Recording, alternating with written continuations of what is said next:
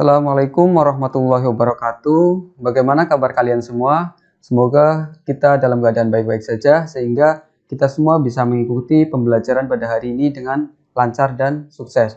Oke, sebelum kita memulai pembelajaran pada hari ini, alangkah lebih baiknya kita berdoa bersama-sama sesuai kepercayaan dan agama masing-masing. Berdoa dimulai.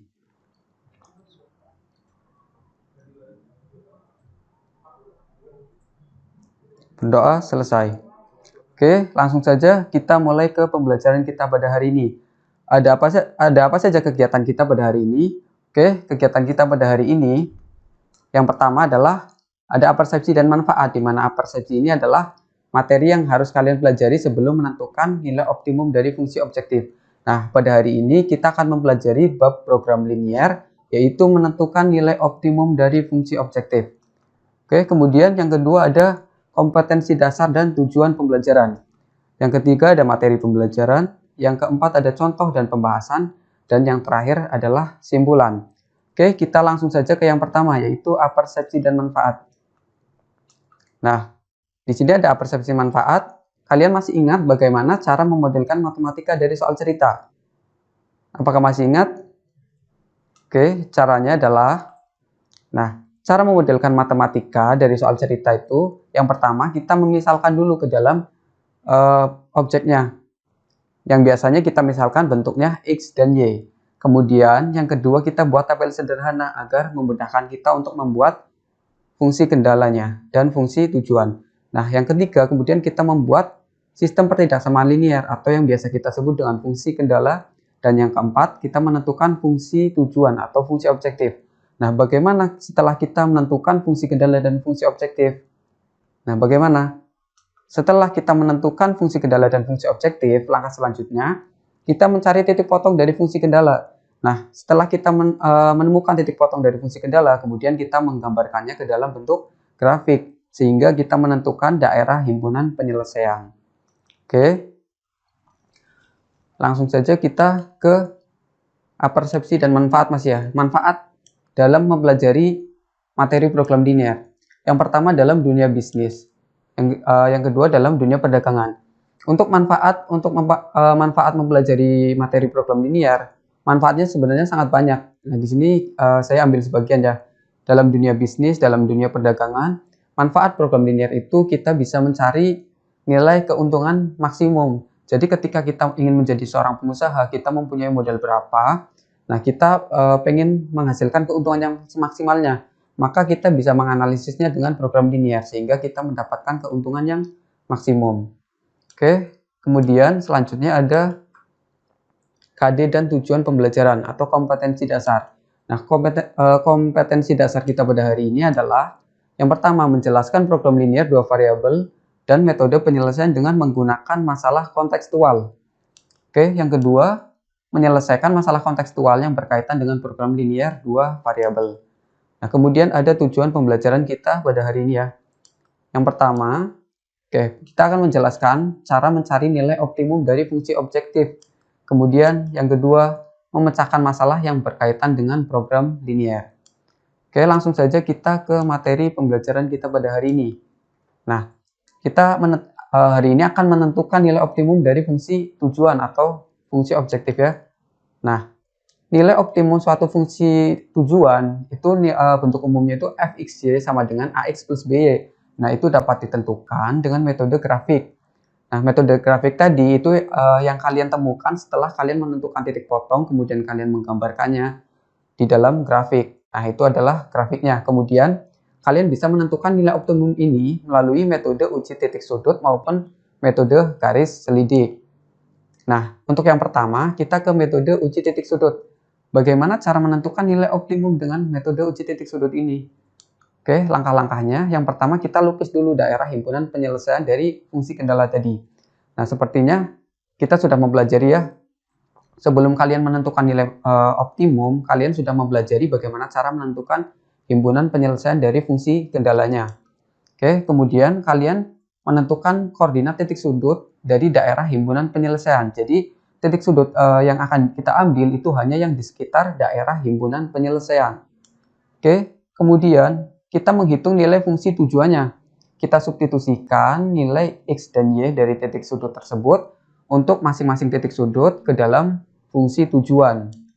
Oke, sehingga kita menghasilkan beberapa hasil dan nilai optimum itu dapat dicari dengan membandingkan nilai-nilai pada langkah yang C tadi. Nilai optimum itu bisa nilai maksimum atau minimum ya. Jadi nilai yang terbesar itu menjadi nilai maksimum, nilai yang terkecil menjadi nilai minimum. Oke, kemudian kita yang kedua, ada metode garis selidik. Nah, cara menentukan nilai optimum fungsi tujuan dengan metode garis selidik gimana caranya? Yang pertama, sama, kita melukis daerah himpunan penyelesaian dari fungsi kendalanya dulu. Kemudian yang kedua, kita melukis garis selidik. Nah, ini bedanya di sini.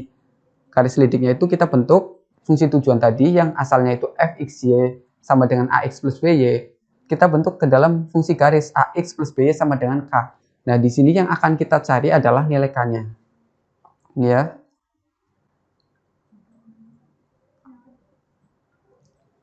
Nah, yang akan kita cari adalah nilai k-nya.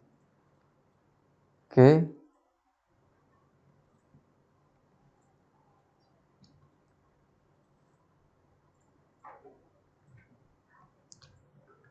Ntar warna hitam biar terlihat ya.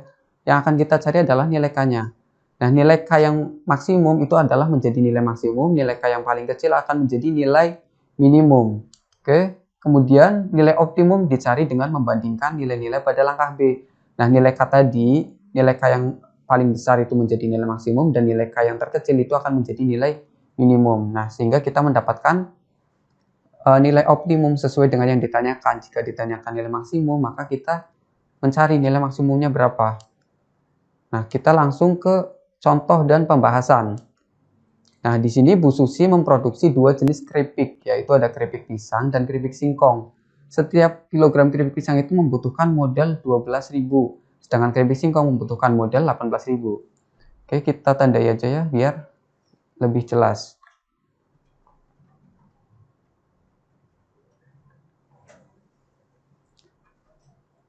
Nah, membutuhkan modal 12.000 untuk keripik pisang dan 18.000 untuk keripik singkong per kilogram. Modal yang dimiliki Bu Susi itu sebesar 360.000. Setiap harinya jumlah Bu Susi memproduksi keduanya paling banyak itu 25 kg. Tandanya belum terlihat ya. Sebentar.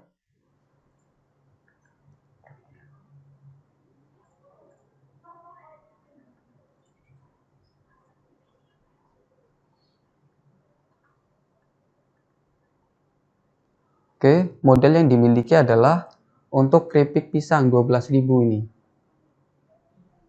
Oke, sedangkan keripik singkong membutuhkan modal 18.000 per kilogram. Modal yang dimiliki Bu Susi sebesar 360.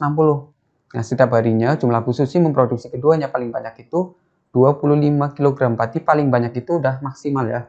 Keuntungan penjualan setiap kilogram keripik pisang adalah 5.000 dan keripik singkong adalah 6.000. Nah, pada keuntungan ini biasanya itu akan menjadi fungsi objektif. Nah, fungsi objektif itu kan bentuknya X dan Y. Jadi, kalian tidak usah bingung mana menentukan ketika menentukan X dan Y-nya. Biasanya itu terletak dalam keuntungan ya. Keuntungan penjualan setiap kilogram keripik pisang adalah 5.000, keripik singkong 6.000. Berarti yang kita misalkan X itu keripik pisang dan kita misalkan Y itu adalah keripik singkong. Nah, ini langkah yang pertama itu kita membuat model matematikanya. Oke. Kemudian kita memisalkan X itu keripik pisang dan Y keripik singkong. Nah, kenapa X itu keripik pisang dan Y keripik singkong tadi? Nah, dari keuntungan penjualan setiap kilogram keripik pisang itu keripik pisang yang pertama kan dan keripik singkong yang kedua. Jadi kita misalkan X keripik pisang dan Y keripik singkong. Oke, kemudian kita bisa membentuknya ke dalam bentuk tabel agar lebih mudah ya. Di sini ada keripik pisang, terus ada keripik singkong, kemudian elemen lain dituliskan di bagian atasnya, ada modal dan produksi. Untuk modal keripik pisang per kilogramnya itu adalah 12.000. Oke, ini ya. Untuk per kilogramnya 12.000.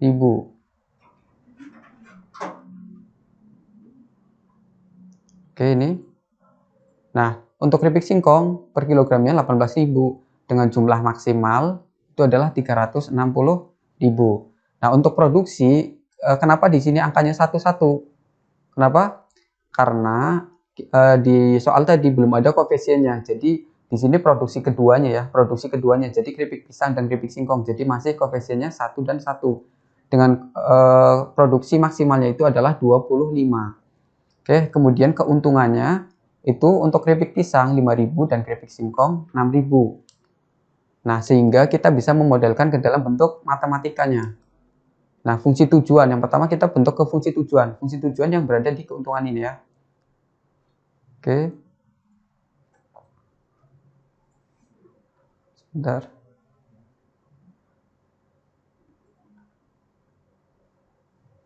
Nah, fungsi tujuan ini yang berada di keuntungan. Ada 5.000 dan 6.000. Nah, tadi kan kita sudah memisalkan keripik pisang X dan keripik singkong Y. Jadi 5.000 X plus 6.000 Y itu adalah sama dengan K. Kita misalkan sama dengan K ya.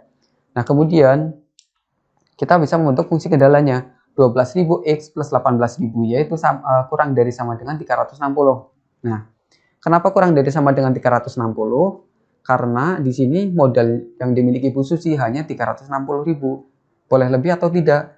Nah, kalau lebih kan uangnya tidak ada, tapi kalau kurang ada. Nah, di sini Bu Susi ingin memaksimalkan produksi. Jadi, semuanya dipakai 360.000 maksimal. Jadi, kurang dari sama dengan 360.000. Kemudian produksinya paling banyak 25 kg. Jadi yang kedua fungsi kendalanya X plus Y kurang dari sama dengan 25. Karena maksimal 25 kg produksinya. Oke, kemudian X dan Y lebih besar dari sama dengan 0. Kenapa lebih besar dari sama dengan 0? Karena di sini kita memproduksi barang. Kalau sudah memproduksi barang tidak mungkin hasilnya 0 ya, pasti ada bentuk barangnya. Oke, lanjutnya adalah kita kan tadi sudah memodelkan ke dalam bentuk matematika. Nah, selanjutnya kita ke langkah yang kedua, yaitu mencari titik potong dari fungsi kendalanya. Oke, fungsi kendala yang pertama itu adalah 12.000 X plus 18.000 Y sama dengan 360. Nah, di sini kita bentuk ke sama dengan agar lebih memudahkan kita dalam mencari titik potong. Oke.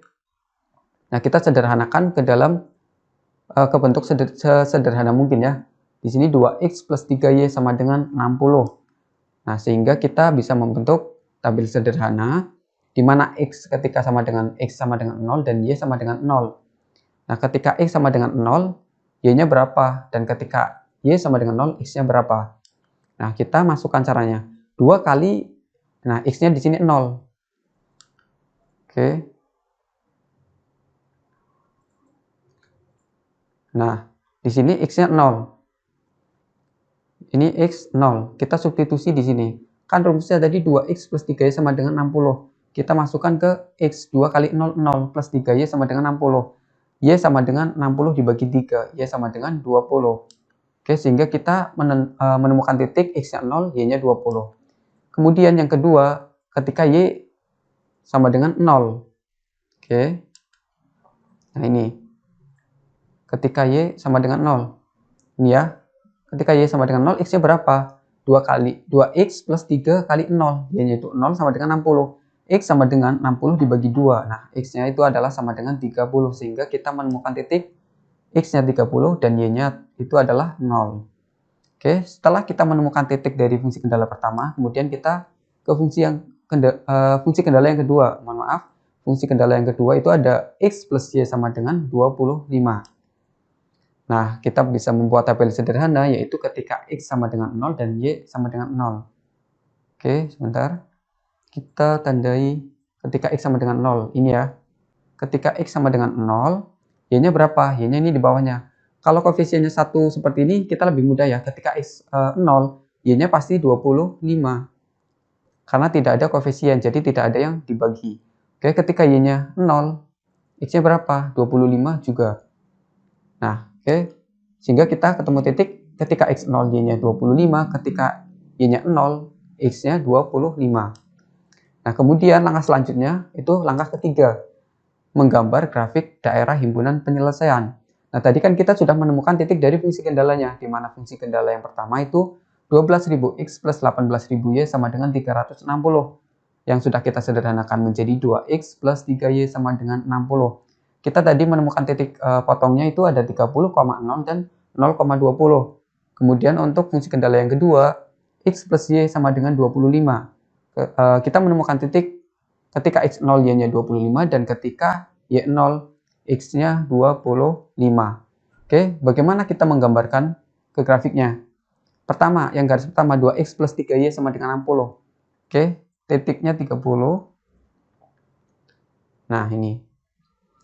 Titiknya itu 30,0. X-nya 30, Y-nya 0, berarti di sini. Oke, kemudian 0,20. X-nya 0, Y-nya 20, berarti di sini. Nah, sehingga dari dua titik ini bisa kita bentuk garis. Nah, seperti ini. Kita sudah ketemu bentuk garis. Selanjutnya akan menentukan daerahnya bagian mana. Nah, dalam menentukan daerah yang bagian mana, di sini kalian menguji titik 0,0. Kalian masukkan ke fungsi kendalanya. Tadi kan fungsi kendalanya kurang dari sama dengan 360 ya. 12x. Sebentar, saya tuliskan fungsi kendalanya. Oke. Fungsi kendalanya tadi 12x plus 18 ya, kurang dari sama dengan 360. Oke, yang sudah kita sederhanakan menjadi 2x plus 3y plus 3y kurang dari sama dengan 360. Nah, kita bisa mensubstitusikan 0,0. 0,0 kan posisinya di sini. 0,0 ke fungsi kendalanya. Berarti 2 dikali 0 plus 3 dikali 0. Berapa? 0 kan? Nah, ini 0 kurang dari sama dengan 360. Berarti benar. Oke, daerah yang menuju ke arah 0 ini benar. Nah, karena kita akan mencari daerah yang bersih, maka kita arsir daerah yang sebaliknya, yaitu ke kanan atas. Oke, jadi daerahnya yang ini. Nah, ini untuk daerah dari 12.000x plus 18.000y kurang dari sama dengan 360. Kemudian fungsi kendala yang kedua, x plus y kurang dari sama dengan 25. Nah, x plus y kurang dari sama dengan 25.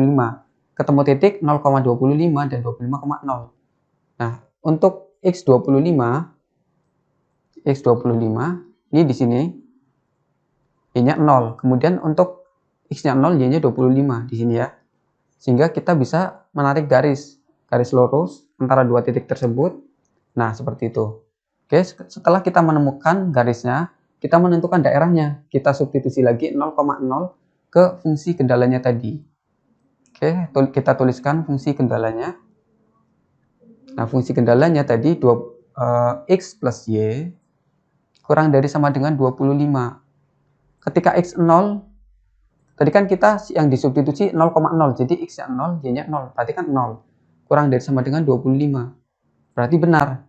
Oke, yang ke arah 0 ke sini, itu benar. Karena kita mencari daerah bersih, kita arsir sebaliknya, jadi ke kanan atas lagi. Oke, jadi seperti ini.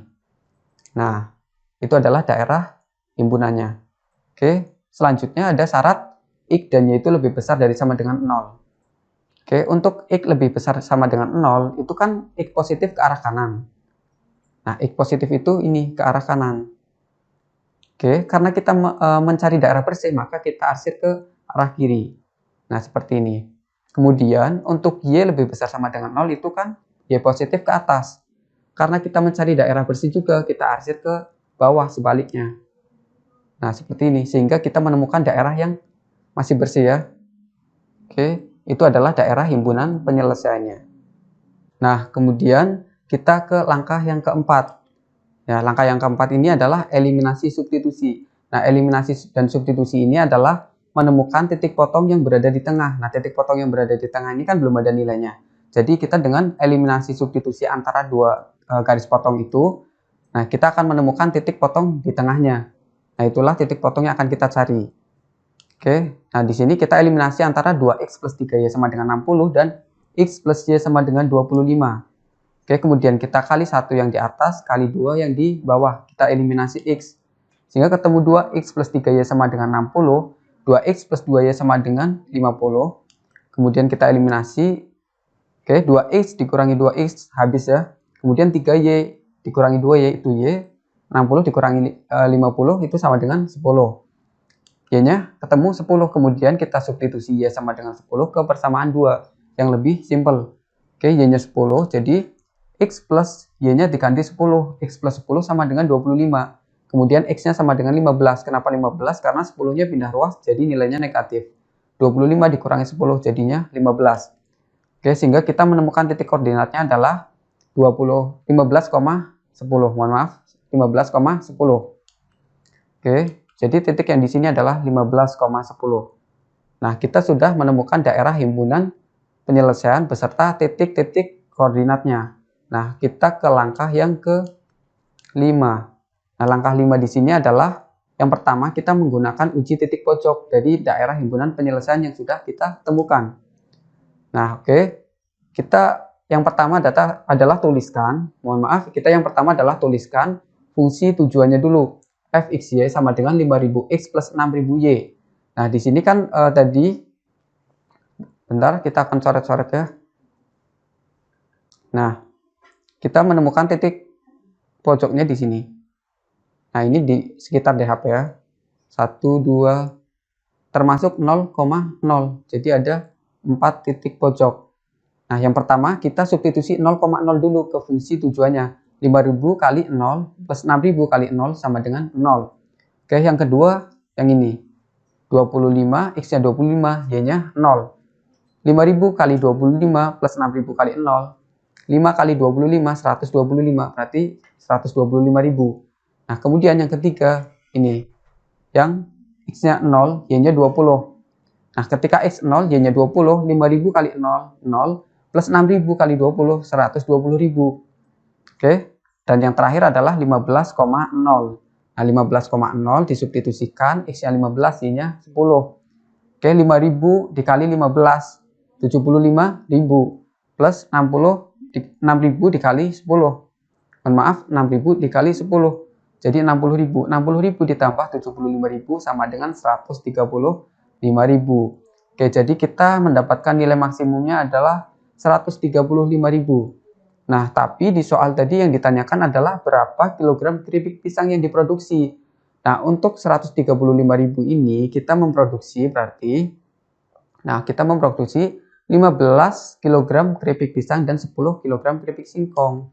Nah, jadi keripik pisang yang harus khusus diproduksi agar keuntungan maksimum itu adalah 15 kg. Nah, yang 10 kg itu adalah memproduksi keripik singkong. Oke, kemudian kita ke metode garis selidik.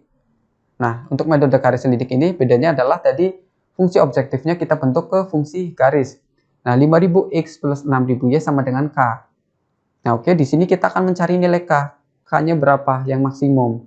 Nah, yang pertama, kita selidiki dulu melalui titik 0,0. Nah, titik 0,0 di mana? Di sini ya. Ini adalah titik 0,0. Nah, ini titik 0,0. Oke, melalui ini ya. Ketika kita substitusikan ke 5000, X-nya 0, 6000 dan Y-nya 0. 5000 kali 0 plus 6000 kali 0, K-nya ketemu 0. Oke, jadi terbentuk garis yang seperti ini. Ini garisnya yang kuning melalui 0,0. Oke, kemudian yang kedua, kita selidiki melalui titik X-nya 25, Y-nya 0. Nah, titik X25, Y0 itu yang mana? Yang ini ya. X-nya 25, Y-nya 0. Jadi kita menyelidiki melalui garis yang melalui X-nya itu 25, Y-nya 0. Berarti melalui titik ini. Oke. Hasilnya K-nya 125. Nah, ketika K-nya 125.000, kita mencari titik potongnya. 5000x plus 6000y sama dengan 125.000. Maka nantinya akan terbentuk garis. Nah, garisnya adalah seperti ini. Nah, garisnya melalui titik 25,0. Kemudian yang ketiga, kita selidiki melalui titik 0,20. X-nya 0, Y-nya 20 ya. Oke, untuk X0, Y20. Kita substitusi, K sama dengan 5000 kali 0 plus 6000 kali 20 sama dengan 120.000.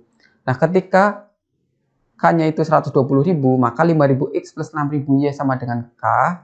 K-nya itu 120.000, maka nantinya akan ketemu titik potong 2. Nah, yang akan menghasilkan garis seperti ini. Nah, ini garisnya melalui titik ya, melalui titik yang X-nya 0, Y-nya 20. Oke, melalui titik yang ini. Nah, ini X-nya 0, Y-nya 20. Nah, kemudian yang ketiga, melalui titik 15,10 yang ini, yang di tengah. Nah, nanti berarti garisnya akan melalui titik ini. Kita substitusikan ke fungsi objektifnya. 5.000 dikali 15 plus 6.000 dikali 10. Hasilnya sama, 135.000. Jadi nilai maksimumnya ketemunya sama ya, seperti yang metode titik sudut, yaitu 135.000. Dengan ketentuan itu 15 titiknya 15,0 di mana X-nya sama dengan 15 dan Y-nya sama dengan 0. Untuk X-nya untuk X kan tadi keripik pisang ya, dan untuk Y adalah keripik singkong. Jadi di sini Bu Susi memproduksi 15 kg keripik pisang dan 10 keripik singkong. Nah, tapi ditanyakan tadi agar keuntungan maksimum berapa keripik pisang yang harus Bu Susi produksi. Jadi, nah keripik pisang yang harus Bu Susi produksi agar keuntungan maksimum adalah 15 kg. Oke. Nah, kemudian kesimpulan. Ayo kita bersama-sama menyimpulkan. Nah, dapat disimpulkan bahwa dalam menemukan nilai optimum ini terdapat 5 langkah. Oke, yang pertama kita memodelkan dulu dari masalah program linear ke dalam bentuk model matematika. Kemudian setelah kita menemukan model matematikanya, kita mencari titik potong dari fungsi kendalanya. Oke, setelah kita temukan titik potongnya, kita bisa menggambarkan ke grafik ya. Sehingga kita menggambar grafik dari titik potong fungsi kendala yang sudah kita temukan untuk menemukan daerah himpunan penyelesaian. Kemudian kita melakukan eliminasi dan substitusi pada titik di daerah yang penyelesaiannya itu berada di tengah. Nah, jadi untuk yang berada di tengah itu misal perpotongan antara dua garis. Berarti yang dieliminasi antara dua garis tersebut. Oke. Yang kelima, mencari nilai optimum dengan metode uji titik sudut atau metode garis selidik. Jadi bebas ya, terserah kalian lebih enak pakai yang metode uji titik sudut atau metode garis selidik. Oke, any question? Apakah ada yang mau ditanyakan sampai sini? Apabila ada yang mau ditanyakan, silakan kalian tanyakan. Jika ada yang belum dipahami. Oke, kalau tidak ada, lanjut. Nah, di sini ada soal latihan. Nah, ini silakan buat latihan soal kalian di rumah. Silakan kerjakan soal ini. Di sini sebuah perusahaan mempunyai 2 tempat penambangan. Yaitu ada tempat penambangan A menghasilkan 1 ton biji kadar tinggi, 4 ton biji kadar menengah, dan 5 ton biji kadar rendah. Nah, di sini ada 3 ya. Nantinya berarti ada 3 variabel. Nah, tempat penambangan B menghasilkan 2 ton biji kadar tinggi, 3 ton biji kadar menengah, dan 2 ton biji kadar rendah setiap hari. Nah, perusahaan itu memerlukan setidaknya itu 80 ton biji kadar tinggi, 240 ton biji kadar menengah, dan 230 ton biji kadar rendah. Nah, di sini kan kita program linear dari 2 variabel. Jadi untuk variabel pastinya tetap ada 2. Nah, di sini yang 3 adalah nantinya akan ada 3 fungsi kendala. Nah, untuk menentukan objeknya yang mana, kalian bisa lihat di bagian ini, biaya pengoperasian setiap penambangan sebesar 2 juta. Nah, setiap penambangan berarti ada penambangan A dan penambangan B. Itu clue-nya ya. Nah, itu untuk kalian kerjakan di rumah untuk sebagai latihan. Oke. Nah, selamat mengerjakan soal. Oke, sekian, terima kasih. Apabila ada kesalahan, mohon maaf. Kurang lebihnya, semoga pembelajaran pada hari ini bisa bermanfaat dan bisa diterima dengan baik. Oke, sekian. Assalamualaikum warahmatullahi wabarakatuh.